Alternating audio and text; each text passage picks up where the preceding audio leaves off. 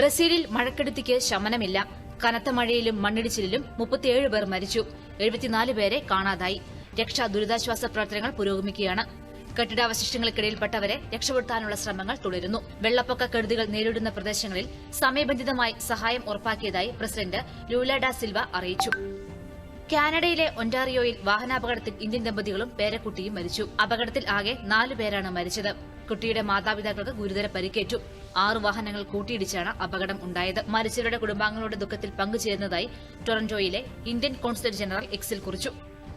ഹജ്ജ് സീസണോടനുബന്ധിച്ച് വിദേശികൾക്ക് മക്കയിലേക്ക് ഇന്നു മുതൽ പ്രവേശന നിയന്ത്രണം. ഹജ്ജ് വിസയുള്ളവർ, മക്കയിൽ ഇഖാമയുള്ള സ്ഥിരം താമസക്കാർ, മക്കയിൽ ജോലിക്കായി പോകുന്നവർ എന്നിവർക്കായിരിക്കും പ്രവേശനാനുമതി ഉണ്ടായിരിക്കുക. യുകെയിൽ തദ്ദേശ തെരഞ്ഞെടുപ്പിൽ പ്രധാനമന്ത്രി ഋഷി സുനക്കിന്റെ കൺസർവേറ്റീവ് പാർട്ടിക്ക് കനത്ത പരാജയം. കഴിഞ്ഞ 4 പതിറ്റാണ്ടിനിടെ കൺസർവേറ്റീവ് പാർട്ടിയുടെ ഏറ്റവും മോശം തെരഞ്ഞെടുപ്പ് ഫലമാണിത്. കൺസർവേറ്റീവ് പാർട്ടിക്ക് പകുതിയിലേറെ സീറ്റുകൾ കുറഞ്ഞു.